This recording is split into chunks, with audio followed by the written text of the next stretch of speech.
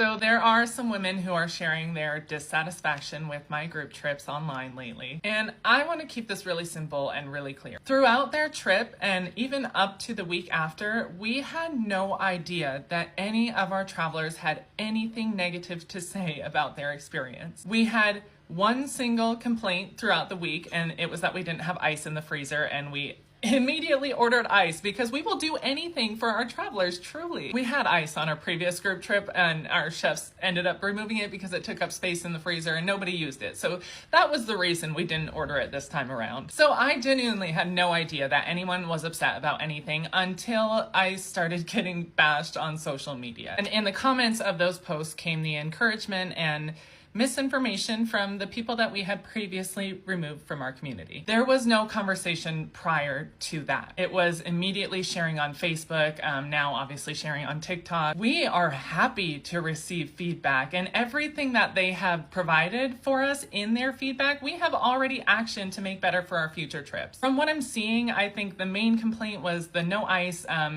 and that sheets weren't changed throughout the week, which was my oversight. Our staff was, of course, supposed to change sheets. I don't know why it didn't happen. I do sincerely apologize for that and will never let it happen again. I don't change my sheets weekly, so maybe that's a me problem. I just didn't notice. We do have a lot going on throughout these trips. The other thing that I think is the meals weren't up to their standards. And something even on a luxury trip that you have to consider is that not everybody has the same budget, and we have to accommodate for that. We cannot go to fine dining every single night because not everybody can afford it, because not all meals are included. We plan meals for the convenience of eating with the group and the timing and, drivers and everything, but it is always optional to attend those meals. They also had some complaints about the villa, and we immediately contacted our partners who are now currently doing renovations on that same villa. We will genuinely do anything for our travelers throughout the week, but we cannot help if we don't know that you're dissatisfied. We did not know, and we want to know. I really don't have anything else to say.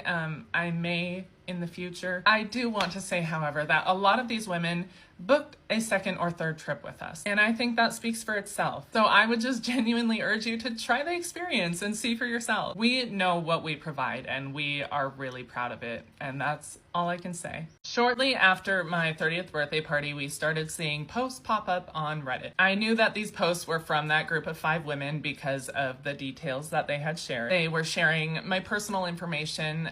They were just straight up lying about me. I was incredibly hurt, but it was also my personal drama, and so I wasn't gonna do anything about it. Not that I could. I can't even access Reddit in Indonesia. These posts came from screenshots from my family. However, our December trip rolled around, and that's when this started to affect my business. One of those 5 women came on that December trip. It was her 3rd trip that she had booked with us, and she had a 4th booked as well. So this woman came on her 3rd trip with us, and many of my travelers came up to me throughout the week, and they told me, hey, just so you know, this woman is sharing a lot of slanderous things about you and your company and your team, and we don't see it. We think you're lovely, so we just wanted you to know. And that was when we decided that we needed to review the behavior of our guests more thoroughly before allowing them on future trips. And so at this point, we did remove some people from our community, and it wasn't just those 5 women. For reasons including but not limited to